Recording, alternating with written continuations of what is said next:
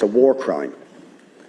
The Israeli government have brazenly, publicly and openly declared their intention to commit a war crime and have commenced that war crime against the people of Gaza, saying that they intend to starve of food, electricity, water 2.2 million people.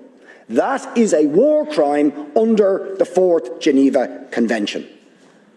They are raining down thousands of the most sophisticated missiles known to humanity onto the most densely populated area in the world, carrying the certainty that almost every missile will incur civilian casualties, will and are destroying the infrastructure, the water infrastructure, the energy, making Gaza uninhabitable.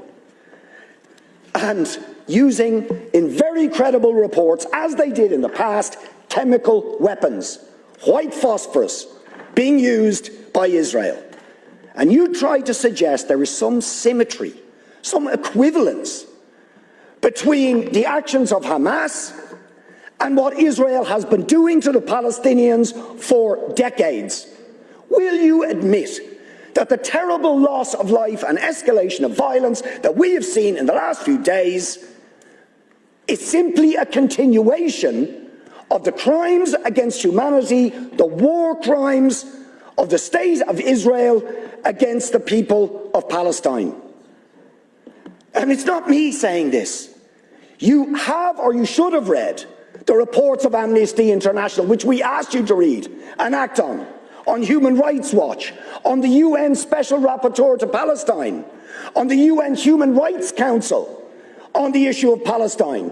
Do you know that the Israeli state will not even allow the UN Rapporteur on Palestine into the occupied territories, or the UN Human Rights Council in, because they know that they will bear witness to the ongoing ethnic cleansing, the ongoing illegal annexation of territory, the ongoing arbitrary detention of Palestinians without trial, the impunity when they assassinate a journalist like Shireen Abu Akleh. No justice, no sanctions. What do we actually get? The head of the most powerful state in the world, while Israel is threatening to commit war crimes against Israel, says we're going to give them more weapons and arms. We support them absolutely. So will you admit that the ultimate responsibility for the terrible, and every single loss of life is terrible, but is the failure of the United States, of the European Union, of the Western powers to hold to account Israel for ongoing, decades-long ethnic cleansing, war crimes, crimes against humanity, the denial of the most basic rights to the Palestinian people? As Gideon Levy said, Israel, a Jewish Israeli columnist, said yesterday, Israel can't imprison 2 million Gazans without paying a cruel price. Isn't that the truth? Deputy, please. I want to see an end to all killing, all violence, all death, and the release of all prisoners and hostages. But, you see, the problem here is that I do not believe that an apartheid regime has the right to exist anywhere.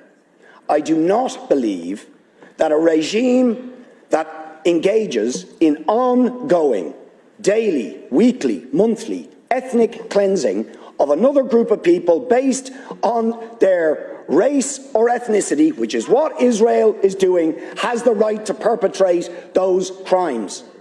These are crimes against humanity.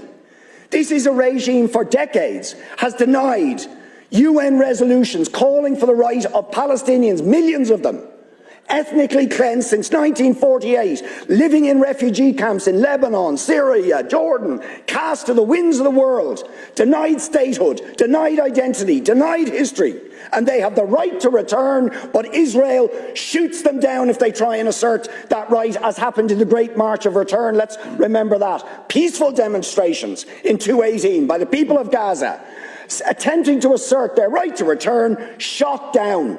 The UN at the time called for investigations on that episode for war crimes and crimes against humanity. Will you call for sanctions against the apartheid regime of Israel? Will you call for the European Union and the United States to stop arming that regime to commit war crimes and crimes against humanity? Of course you won't. Of course you won't.